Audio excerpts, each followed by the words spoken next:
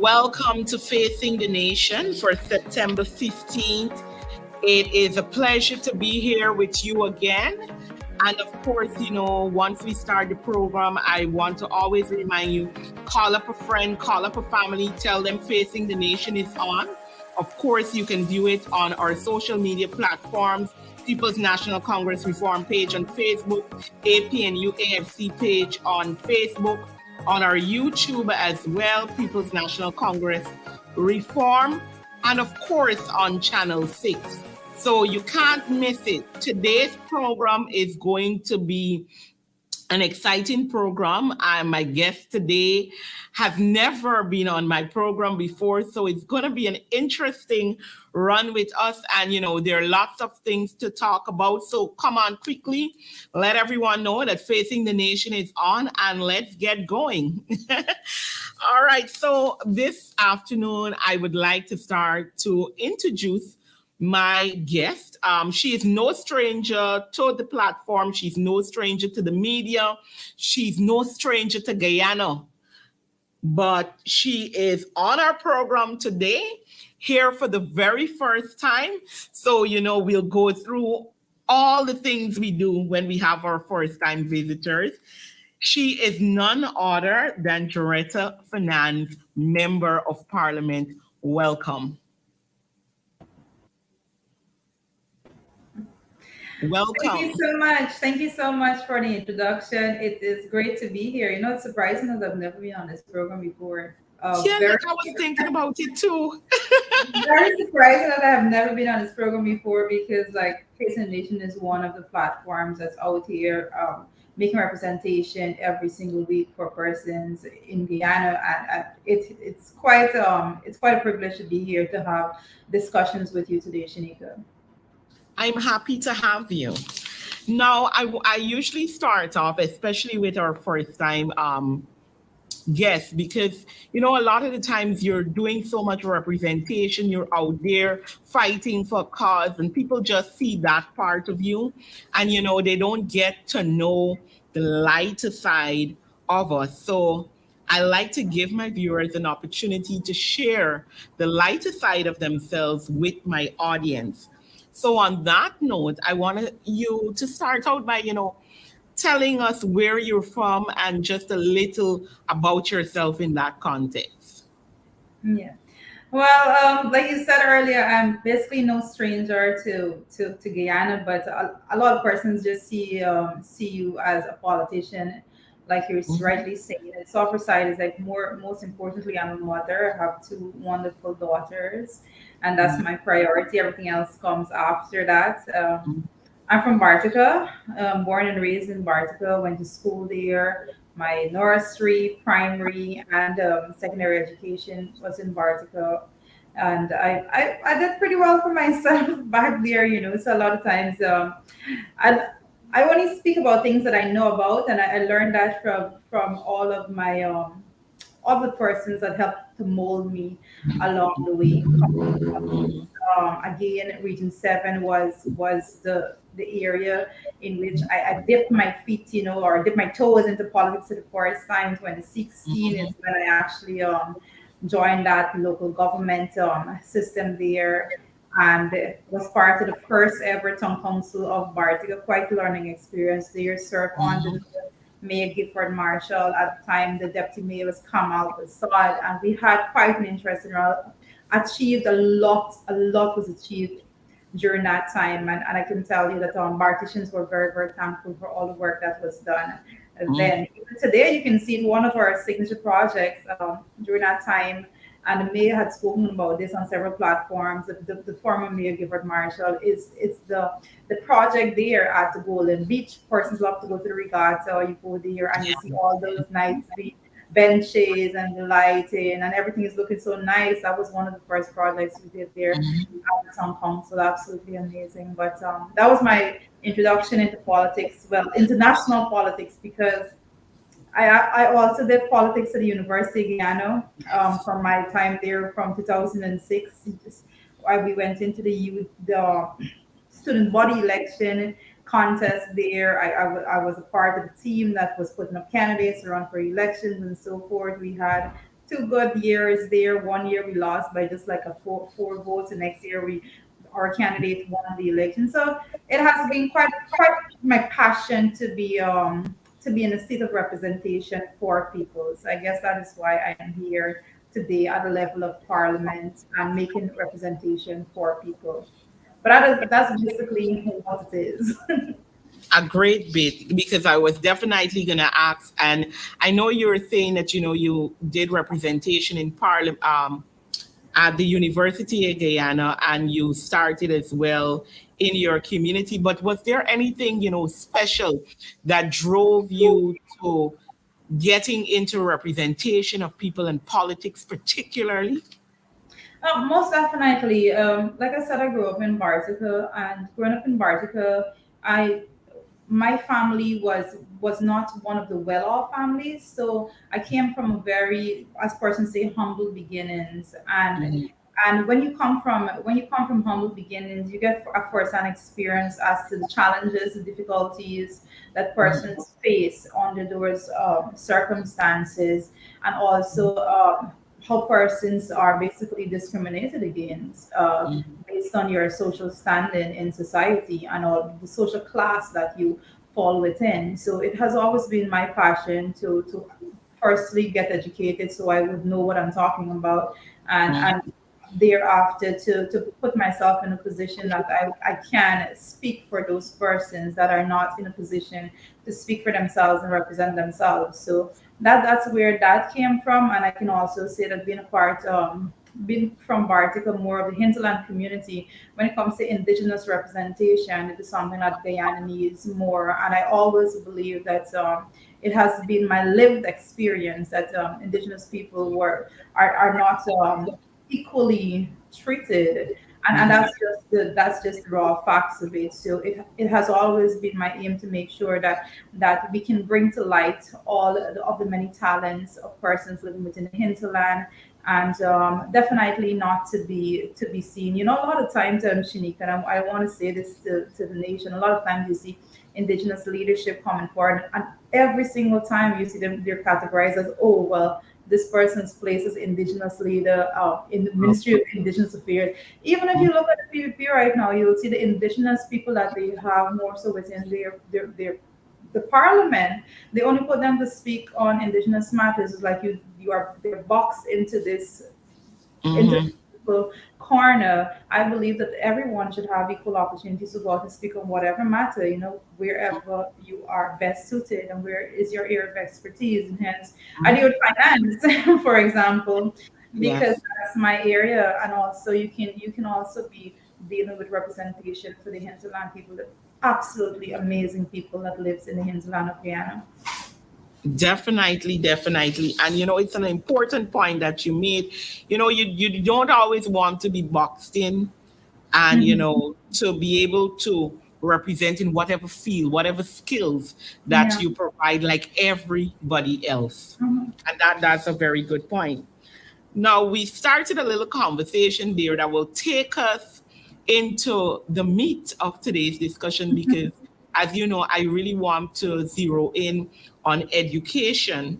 Mm. You have been making a stir online with an issue that has been raised, but there's so many other issues happening in that sector. And it's Indigenous Peoples Month, it's Education Month as well, and it's a timely conversation I believe we're going to have here today.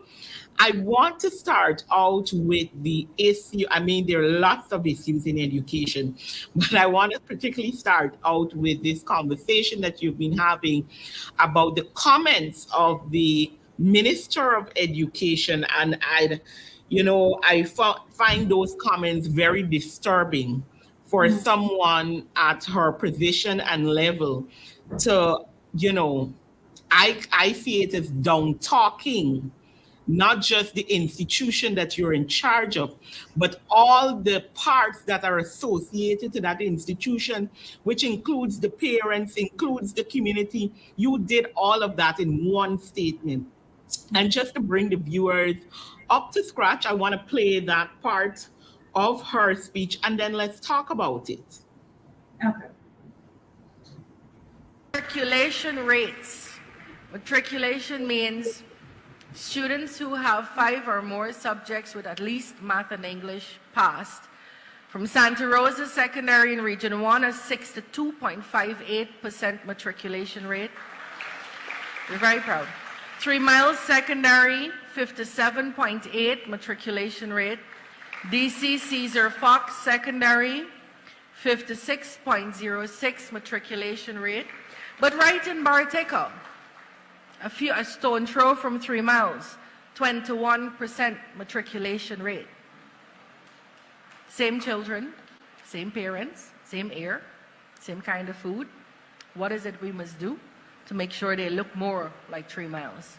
What is it they must do to make sure they look more like 3 Miles? And that was the statement coming from the Minister of Education. Let's go right into it, Juretha.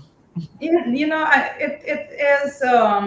There's some harsh realities and some truths that we got to face when it comes to that and what is going on there. Is that the minister is speaking because she has not an iota of knowledge or understanding as to what is going on at the school, the Bartica Secondary School, and the fact that she just felt it was okay to make those wild, ridiculous comments. If you ask me, I don't know what is the air you breathing, or how is that associated with your ability to learn, or how is that associated with the resources provided by the government for you to actually be able to learn.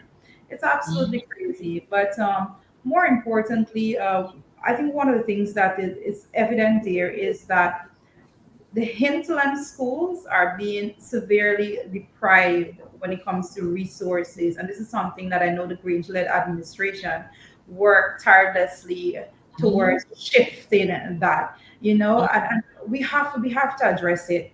The hinterland schools and that particular school, and I spoke about it in that video that I uploaded. That particular school, as it stands right now, the school is missing 18 teachers. 18 teachers missing from his school, five existing vacancies, and then 13 teachers off the college. And I'm saying five existing vacancies because the system is such that if 13 teachers from schools at college, then you are not supposed. Those are not considered vacant positions at the school. Hence, you're not supposed to have 13 teachers from the school off the college at once. It's absolutely crazy. The school, at first day of school, students turned up. You know when you have graduated from primary school, you off to secondary school, you have this idea that this is an institution of higher learning. You're going, and your parents, set you up to go. When the children turn up there are classrooms without benches, and the students and the teachers had to be just going around the school to find benches, make up some benches broken. It is total mess, ridiculous, absolute chaos at the school altogether. So what I have in turn is the students that are not being supervised, not being taught. One particular day, because I have my niece going to the school, I have it. Barker is small, everybody knows everybody. My niece is a correspondence student at the school. You go to the school one particular day, timetable for the entire day. One teacher is available to teach it. One teacher is at the school basically to teach Wow. children one subject for that entire day. And that's a day that you actually have a teacher to teach. It's absolutely, it is crazy at the schools. So we have a problem, and we can start to list these problems. Teachers, the lack of teachers in those schools, and you talk about the lack of proper furniture at the schools, and you can go straight into to this whole issue that Priya was even talking about, making big Facebook posts at the first time ever. Every student have books and all sorts of things. These things Mhm. are. It's easy to say things, but when you go on the ground is when you realize that it is far from what is being said by the minister to the nation. One of the things that I noted, Shanika, is that the comments and that post had a lot of shares because when it comes to education, you have that cuts across all lines. Yeah, It's not political. You're talking about children's education. the Everybody should future. be concerned Mhm. about this. And when person shared the post, you were hearing, oh, it's the same thing happening in nuance now. Oh, it's the same thing happening over on the West Coast. Oh, this North School is so crazy. And everybody have commonalities with the difficulties, particularly when it comes to the lack of furniture, the lack of books, and also the lack of teachers in the school. So then you wonder, what is all of this smiling and big announcements about, oh, we're having a brand new secondary school? You build an additional secondary schools when you can't even provide teachers For for the the, schools the that are ones that you have. Mhm. right. So it gives the impression that the ministry is looking to say that, oh well, once we have a building, you send your children, whether or not we have teachers or books or furniture, you send them, and at the end of the day we can say, well, oh well, they passed through the school, literally passed through the school and not learn anything in the process. But I'm saying that the children of this country deserve better. Mhm. Every year, you Definitely. can see the budget. The budget is almost at $1 trillion as it stands right now. How Mhm. could the system be worse off? Like, how is that even possible? The PvP makes the impossible possible. They made Possible. Mhm. it's crazy. They made it in such a way that they have more money, but they're doing less with more money, and that is the reality on the ground. So I don't know who else have a better experience, and we can actually say this because Shanique, you would have noted, and I can speak about this also. And I'll use St. Rose's as an example. St. Rose's School, one of the top schools in the country. I know St. Rose's, that was one of the schools that they actually said was going to be delayed for the opening for the first week. And Yes. I can tell you that although that school's opening was delayed for the first week, on Wednesday, those new students going to the school was online in classes. Okay, so it begs to us to have the conversation as to the lack of equity or even attempt to have equitable distribution of resources when it Mhm. comes to schools throughout the country. And then it's like persons are actively engaging in making sure that a list of schools are doing better always than every other school. It's Mhm. absolutely chaotic. You cannot do that. You cannot decide that you are going to just cut off resources from schools that are out of the limelight. Basically, you're just going to focus on certain central schools. Central That schools. is what is going on, and then persons have to speak up about it because we have this country is ours. It's ours to represent the children of the country. This is our future, and we have to fight for them. Shanika, there are secondary schools with scores of students that don't know to read and write for a Yeah. term. You Correct. understand? They don't know to read and write. The teachers then are faced with the same curriculum to guide those children as the other schools. It's Mhm. crazy. We have teachers, and I have to say this at this point, we have teachers that are going above and beyond the call Mhm. of duty. They are giving their all to the job. And I can tell you that we have many of those in Barticle. But then we also have a system that is not providing the adequate resources for them to function efficiently and effectively to get those results that they're working so hard to get with these students. You made the point of the amounts of money that the government now has access to. And it seems that our education system is not getting better with all the billions of dollars being put in. Rather, it's getting worse. Now, one comment there says, did the regional education office report at the regional education meeting, which I believe happens every month. Now, even as a minister going out to make pronouncements, these are mechanisms for you to understand what is happening in the sector. I don't know if the minister is now going to come and defend whether she was told She can't. that this was the Shanika, situation, Shanika, she can't. or She she can't will defend it. say to us that she didn't know that this That's was the even situation. worse. That's worse. Either way, it's bad for me because too we gotta understand that this is the same minister that has decided to put a policy where she is saying that by X time, every single teacher who was not trained at CPC has to be trained.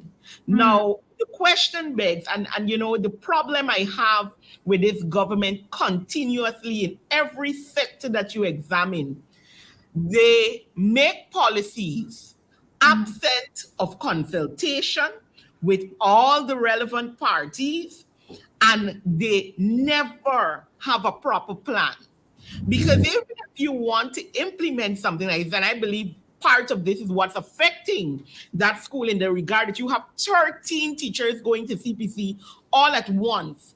If you understood that you needed the teachers there, I'm sure that a lot of them have already have years of experience teaching as well, and in sometimes they may even do better than some that are trained at CPC. I'm just giving variables here because at the end of the day, even if you want to do that, you have to look at how it will affect the school, how it will affect the children, how will it affect what is the real aim of the education system, which is to ensure that every child in that age range is properly educated.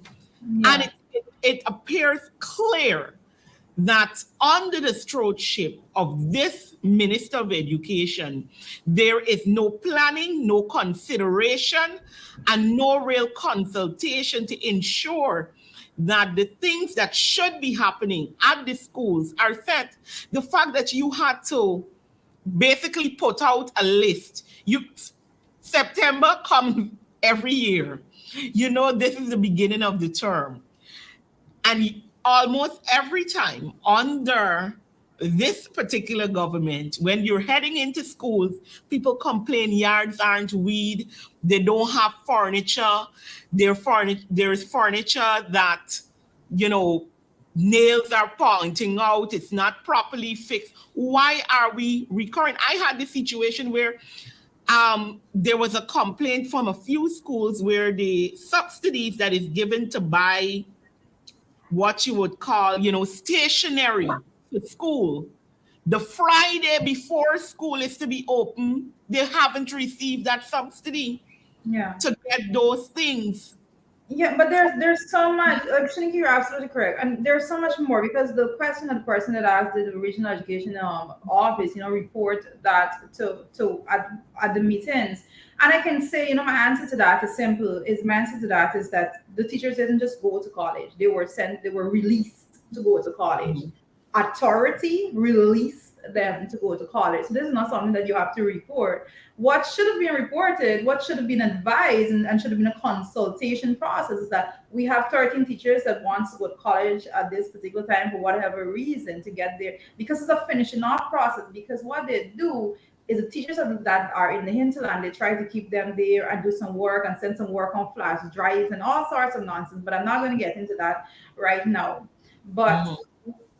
coming down to the end of it, now the teachers have to be in Georgetown to do some other courses that they are not offering for them within the outer region. So those teachers now came down. They were released. They were released by the ministry to come down to do that. Ministry is not they don't have to be appraised of this information. They released the teachers. Okay. So they came down now. My thing is, Shanika, that you had 2 months. You Mhm. knew that they were not there. You had Mhm. 2 months. The situation was chaotic before also. After the last term was not much different. But I said you had 2 months to put systems in place to make sure that when the school reopened in September, that you had teachers there to teach the children. You know what those teachers are doing right now? Because I can get into the details of this particular matter. Right now, those teachers, they were teaching before, they were at the school, they were teaching, then they had to come down to town. You know what process they're in right now? Right about now, they are in the process of training that requires them to be in a classroom to observe other teachers teaching. And that is what they're doing. So they have been spread out within schools in Georgetown now to sit in a class to watch another teacher teach while their school have 18 teachers missing, Mm. right? You have to be innovative. Leadership calls for a very much of a hands-on approach. You have to be innovative in dealing with these situations. If you need to hire teachers that are retired, bring them back as temporary teachers. Whatever needs to be done Mhm. needs to be done. But more importantly, that's why I spoke about St. Rhodes School at the beginning, being closed for Mhm. 1 week. The Bartica Secondary School should have never been opened. That should have been on the list of school that was not opened Mhm. because it don't have teachers. How could you put children at risk? How can you No let guidance. No. parents Mhm. risk their children's safety by sending them to a school that they don't have teachers to supervise them at the very least? How can you even do that? I know those are the things that we have to have major, major issues with. It's crazy as it is. Yeah, definitely. We already went into the talk about the preparation for school, and I would have noted that the the government, we've been talking back and forth about monies for public servants generally. There's been the bargaining with teachers to have an increase, and I think it was last week or early this week I saw the government putting out a notice saying that they will be paying. I'm not too familiar with all the terms in that regard, but they'll be paying some amount of money to teachers on a certain scale, and but it's payable from October, no retroactive on this, but they're going to pay them X amount of money coming from next month. What's your thought on that? That particular circle is not no, it's not nothing that they have reconsidered payment. There was an error in some teachers' payment, and though and Mhm. that error was brought to the Minister of Education's desk from her very first day in office. This is a 2020 matter that they're dealing with in 2023. I don't see the big excitement. What is the So big excitement? so They're wait, dealing with Shanika, they're dealing with a 2020 Sarah. something that was the minister had on her desk, something that was being dealt with prior, something that she came in to reach on her desk that was just pushed away in a corridor all the time. They have now dealt with that. That's what that is. So then why are you only paying them from October I on there, this correction? Well, I do know that based on what I read, is that the payment would be effective from October, but I do believe that they would do a retroactive from October of 2020. 20. Yes, of Right. Well, 2020. I do hope those teachers get what is due to them in that regards, but we have to continue to call for the government with all of the oil money at hand to pay our teachers better, to Mhm. be able to take care of the education system better, because we should not at this point be sitting down to talk about these issues that we're hearing about. But it's in the same fashion. I saw Gordon Mosley commenting on someone's status to just bring a comparison that for this week when the cricket started, everybody was talking about the toilets, no water, no soap, no toilet paper, no board for you to actually see the score while the match is there. And so that was displayed all over social media. And then yesterday, all the washrooms were fixed, the water was running, you had the soap at every single sink, and they had a lovely electrical board for you to do so. And the thing is, people are at this point, praising the government for, ensuring that is done. And I said to myself, this is like an abusive partner beating you up the night, your face black and blue, and then in the morning they bring a lovely brand new makeup kit, so that you can cover up all the lovely bruises that you have, because they got to be lovely at this point, and cover it up. And then that would be you turning around now to say, oh my God, this is so wonderful. This, to me, in every sector, is how this government has gotten our people, Hmm. you know? You know, it's crazy that you talked about the washroom during the conversation we're having about the schools, because we can make the comparison right Same here thing. immediately, Mhm. because the reason why they rush to fix that is because you have so many foreigners coming into the country that is utilizing those facilities, and so they want to project this nice Good picture image. to the Mhm. foreigners. Let me tell you something. If it was Guyanese alone, they didn't give a damn about Guyanese alone using those facilities the way in which it was. They would have left Guyanese just like that. But because there are foreigners in the country that are utilizing the facilities, they wanted to paint a nice picture that, oh, if something is broken, we get it fixed and all of that. We can go right back to the school system, and people, this is what when you're speaking fact, Shanika, there is nobody that could come and dispute what you're saying. If Mhm. you go, and I invite parents, parents got to be more on the ground. You have to go to the schools, check on your kids, check on the facilities that are utilized. If you were to go to the schools and check the washrooms that your children are subjected to use in this Correct. oil Mhm. producing country with our budget Mhm. of almost $1 trillion for Mhm. 2023, if you are to go and check those washrooms, you would vomit. It is absolutely crazy. The government does not care about things that they can throw a blanket over. The Mhm. only time they look to fix these things is if they believe that someone, there's an eye looking in, or someone, there's a foreigner coming to check on things. You know how many schools have been asking for their washrooms to be upgraded? You know how many schools have two Mhm. washrooms available to hundreds of students? It's absolutely crazy. It's madness going on within the The school water system. issue as well. The Yes. water issue. Some of them you have washrooms, but no running water. Correct. The fire truck have to be going to certain place to give them the full up a tank every time they Mhm. got to be calling children going to the school. Craziness. There is nothing that people could be boasting about when it comes to the education system. The education sector needs a lot of work. It's a big ministry. It needs all hands on deck. But then I always have a problem when the Minister of Education likes to use these condescending comments. You Mhm. have a hefty ministry that you have to manage. You have to get them off of your high horse, get on the ground, see what is going on, see the challenges that the children are facing right about now, and work to get it fixed. But you used the word a little earlier, Shanika. You said consultation. Consultation is something that people don't do. They have no Yeah. interest in that. They are a party that they all they're interested in is pelting out, and I said spitting out instructions from the president right down, and Mhm. you have to deal with it. You have to face whatever the blunt of those instructions are, whether or not those things are achievable. They're not. You just got to deal with it. But and I always say the people have to speak out for themselves. If you Mhm. just allow your children to go to school days after day, week after week, month after month without teachers, then nobody is coming to fix that for you. They Yeah. believe you're comfortable. They get to go out there and talk nicely about how much work they're doing within the education system. Your children are at home learning absolutely nothing because they're learning nothing, and they have no teachers, no proper facilities, no water.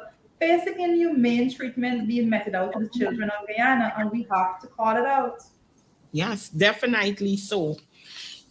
Talking on that, and the president and whoever, everybody just likes to give instructions. What is your thought on the president's proclamation, I'll call it, that it is now compulsory from primary to secondary that students learn Spanish? All right. The first thing I have to say is that I'm always in support of children learning foreign language. I think it's a great skill. I think it should be a necessity for persons to know a foreign language. It is a good idea to have the language introduced into the school system. But again, as the Ali administration, in Ali administration style, I put it like that, they come out there, well, not they, the president came out there, made this big announcement, Spanish is compulsory, and then they go and then they say, oh, well, head teachers, now it's your job to go out there and make this possible, basically. It's your job to go out there and see how many teachers in the school could teach Spanish and work your curriculum around and see how thin you could stretch them and utilize all the time and whatever. The first thing they had to do, Shanika, was train Spanish teachers before you even get to saying that Spanish is compulsory. The very first thing you had to do is train Spanish teachers. And if you had gone down that route, it would have been a smooth implementation. Now, take Bartica Secondary School, for example. Who are you going and tell in Bartica Secondary School that Spanish is compulsory? Or maths is compulsory, social studies English. is compulsory. Those things are not compulsory because we're missing 18 teachers at the Bartica Secondary School. So in effect, now we're gonna miss 19. I should have raised up to 19 because Spanish teacher got to be now employed. So we're missing 19 teachers at the Bartica Secondary School because we need a Spanish teacher. Additional Spanish teachers you will need because one teacher can't teach the entire school. Correct. Okay? So the problem always is a haphazard nature in which people goes around doing things. And the same thing they did again. Ali went out, not to the last building expo, the one before that. Big announcement, everybody building houses and so we'll get cement and steel and so forth. And I didn't discuss this with the finance minister yet. Is that the way we Wow. run a country? That's how you run a country. In which you run a country. Absolute chaos. And then again, persons there, the administrators are left to try to figure this out. How are we going to do this? Let me tell you something. Spanish, and I'm from Bartica. Not only Spanish, Bartica, you have Guyanese there, you have Venezuelans there, you have Brazilians there. So this is like English, Spanish, and Portuguese. You have all there. I can also say that when it comes to the schools, again, that particular school, I'm coming back to the school all the time because you have so many ECUs just cocooned into that one school. You have students there in fourth form that does not know English, all right? They don't know English. You don't have a special system. Mind you, we don't have a system that teaches English as a foreign language. We teach English language at a different level, but we're not teaching English as a foreign language. So students there, the Venezuelan students and the Brazilian children and those children that are within the system now, they don't know English. So they're basically just showing up. The parents are sending them there. Probably it's something that they can do to utilize their time and so while the parents have to work and so forth. But you can't teach them anything. What should have happened, what would have been easier to implement and would have made a lot of sense is if the president had taken the opportunity to say, you know what, we should start teaching English as a foreign language to these students, these foreigners that we have within our school system right now. That would have made a lot of sense because then you can put them in a bracket by themselves. You could have created a class by a unique class that would work to tackle that language before you even put them into the system. You can't have students into that class because I can tell you it is going to be imagine the craziness that is happening. The primary schools don't have Spanish teachers. If you can find one and two at some of them, you're going to find a lot. The secondary schools, we don't lack it. That announcement that Spanish is compulsory, and I'll put it like this, it cannot be implemented, not at this stage, until you start training people to be able to teach that subject. The Spanish teachers that are available right about now, they are terribly inadequate to supply anywhere near to that what is needed to be supplied right now. Juretha, I totally agree with you. Learning another language is important because there are so many interactions that we have. I know right over in Suriname, English is basically from the secondary level taught compulsory because, there's lots of interaction and they believe that their students must learn it. But like you pointed out, many of the issues, and I want to start by saying, in fact, when I went to primary school, when we were finished writing common entrance, I remember one of the things for that, it was about 2 months after you went to school for, even after writing common entrance, or 3 months. we were taught Spanish during that time, and we were introduced to things that would come in first form, but Spanish was also one of those subjects. And you had an idea even before. So when you got into secondary school, because at least when I went to secondary school, Spanish was from first form to second form, basically compulsory. We did it. But then you get to choose when you're heading out into the stream, because you'll decide whether you'll write it for CXC, etc. So there's already a little system there. Like you rightfully said, you're already in the secondary schools where it is already there, because in most secondary school, there is French and there is Spanish being taught. Places like Bishops and Queens College, they have French, they have Portuguese and Spanish being taught. And you're able to work out, and you already have teacher problems with that.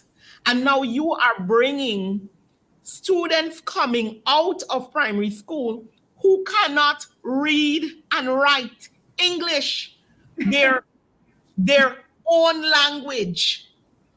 And you are saying to them, instead of, and just as this story started about, the passes for English and maths, that's what the minister was talking about.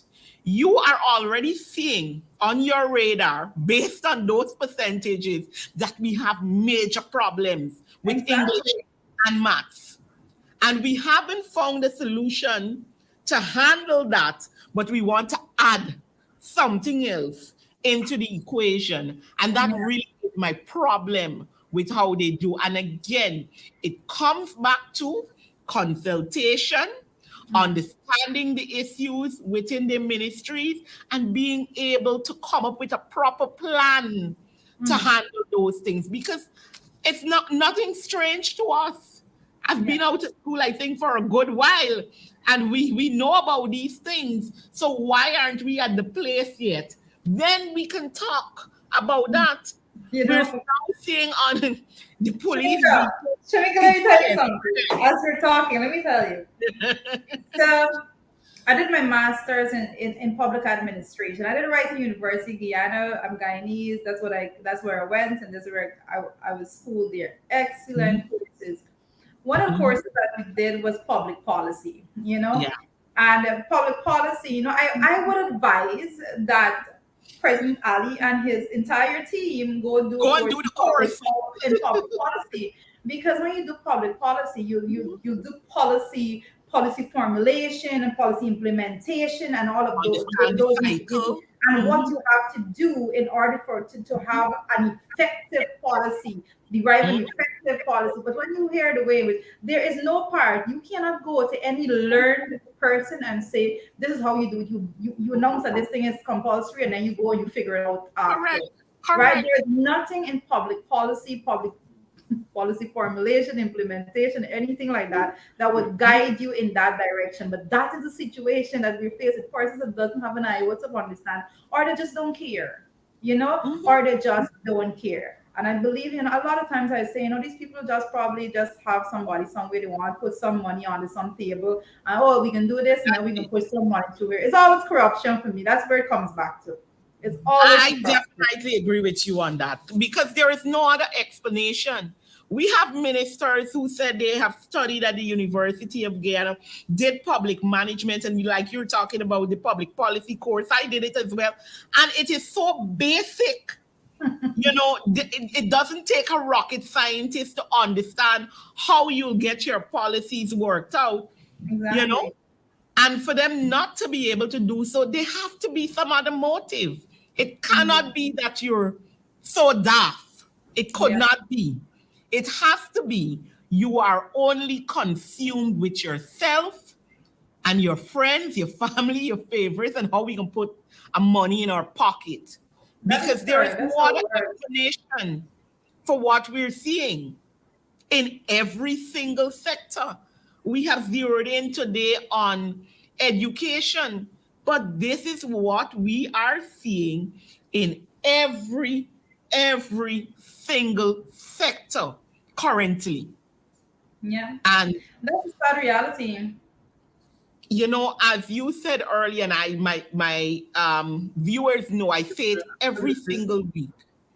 The only way we will be able to continue to handle and deal with these matters, we as the people and the citizens of this country have to continue to push, have to continue to push and hold the government accountable. Bring the stories out. Don't be afraid to speak out, because nobody did. If we're not free to speak in our own country to handle the issues, we have a problem. I know that you have Yes, our matter press that you have conference. to go, yes, to go and attend to. I know the AFC will be having a press conference sometime today that, you'll be able to bring us up to date on all the issues. So I want to tell the viewers, be sure to click in, because I think there's some hot issues today on that press Yes. conference. Right. So be sure to do so. Just before you go, any final words, and I'll close off with my viewers, Yeah, since we're talking about education, my final word on education, I'm going to encourage all the parents out there right now. You have students within the nursery, primary, secondary schools within Guyana. I'm encouraging you all to pay attention to what is going on within the schools. Visit the schools, make sure that you're not sending your children out to an unsupervised environment. Make sure that you're not sending them out to a school that does not have water, that doesn't have proper washroom facilities, that doesn't have a seating for your children, and more importantly, a school that does not have teachers altogether. So go out there and be advocates. And I have to say that if you are not speaking up on behalf of your children, then persons are going to treat them anyhow. And I know that we all value our children very much. And I encourage everybody to bring these issues to the front so that they can be fixed. This is beyond political. When it comes to our children's education, this is the future of Guyana that we're talking about. So let us all unite our voices and make proper representation for the young people in this country. thank you so much, MP. Once again, it was my privilege having you today on the program, and I hope it's not the last. We should do this a bit more in other sectors. On finance, there is a lot happening there as Oh well. Lord, I'm not. So, I think I'm going to get into the finance a little bit when I'm upstairs in the press conference a little bit from now. But I can tell you, Shanika, I'm just going to put this out on finance before I leave, right? okay, If you would allow me to just pull up this, because go right ahead. I was looking at the statistics before I even started my trip down to come here. I was looking at the statistics that came out from the mid-year report. And Mhm. it's absolutely crazy, because I do know there's a lot of persons are out there talking about it, and it was amazing to hear. It was amazing to hear persons like the vice president and so forth report on this mid-year report. I want to give you one example, because I always speak about sugar because of the blatant lies that the people Mhm. use when it comes to sugar.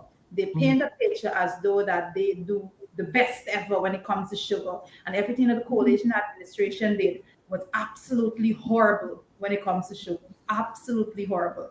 And I want to give this because the media report for 2023, when it spoke to sugar, it says that the Guyana Sugar Corporation produced 17,034 tons of sugar in the first crop of this year. Mind you, they are reported that is a 30.1% increase compared to the first half of last year. So person's going to be like, what is the coalition talking about? These people seem to be doing well. 30.1% increase in production of sugar in the first half. But then you have to look at the numbers. And I always tell people the details are in the numbers. You have to follow it Correct. very carefully. And you're going to see 17,034,000 tons. And that's what that is, 2023. But I'm going to pull up right now really, really quickly. And I always go back to the 2019 report, because it's absolutely important for persons to understand the difference. The 2019 reports when it comes to sugar in our country. Shanika, I can't make this up. Mhm. And this was what was reported. Mind you, this 17,000 plus tons that we're Tons. talking about for Mhm. this year, was a 30.1% increase. Increase. Now, increase. This is 2019. We're going to number. I go back to 2019 because that was the last year of the coalition being in office. That's the last full year of the coalition being in office. Everybody knows that. Reading from that report, 2019 mid-year report again, you're going to see the Guyana Sugar Corporation fell short. This wasn't an increase, fell short of its production target for the forest crop by 1%, with output reaching 33,531 metric tons of sugar. 33,531 metric tons of sugar. 2019. And then the PPP is going to come in 2023 when they took the budget to almost $1 trillion altogether, when they're saying that they're pumping so much money into sugar. And they're going to report that 17,034 tons is a 30.1% increase, and they should be celebrating that. In 2019, with a budget less than half of what they had this year, Guyana, the coalition government, had 43,531 metric tons of sugar produced. If people can't come and tell us about sugar, I always tell people, and I can't get into too many numbers right about because I have to run. Yes, but what it is, I invite persons to go download those reports, do the comparing and contrast, and they can't talk to us about these things. They have done a horrible job when it comes to management. Maybe next week, you never know, we may catch up on the finance. You may very well. Okay, guys. Thank you so much for having me. I have to run right now. That's okay. Thank you so much to MP Juretha for her contribution on today's program. As you would already see, we're basically out of time. But, the issues discussed today are the issues I want us to understand, that as we fairly examine what is happening in this country, I continue to say to my viewers, I continue to say to the people of Guyana, whether near or far, in the diaspora or at home, that we have a responsibility to our country to hold any government that sits in that seat of governance to a standard, must hold them accountable, and we cannot do so if we are afraid to speak out, if we are afraid to come out and talk about the issues. Today, we dealt heavily with the education system. And, if you have any other concerns or any schools that you want to point out with issues, even after the program, feel free to comment in the comment section. We will take a run through. And maybe we'll have to visit some of these schools to have a visual look of what is happening to, talk a bit more. And their MP ended off with giving us some information on the mid-year financial report that has been released. And I know at their press conference, I guess a bit later, they will be sharing some of this information. And here again, we are seeing how this government likes to parade things, to lie, and to, just cover whatever they're doing. And we as a people, we have to continue to hold them accountable. So when your representatives, whether it be in the local system or the national system, comes and, calls for the push in getting these issues resolved and talked about, it is important for us, the citizens, to back them up. So I just want to thank you for viewing the program today, being a part of what is happening. I'll probably look to see if I can get MP next week, and let's talk about the financial issues, because I really think we ended up very well with that financial issue. So we will see what will happen for next week's show. But of course, I just want to thank you for viewing Facing the Nation again today. It was a privilege being here with you and viewing your comments. So do have a great afternoon, and definitely I'll see you next week, 12:30 to 1:30 on all our social media platforms and our YouTube page. Follow us. Do have a great afternoon.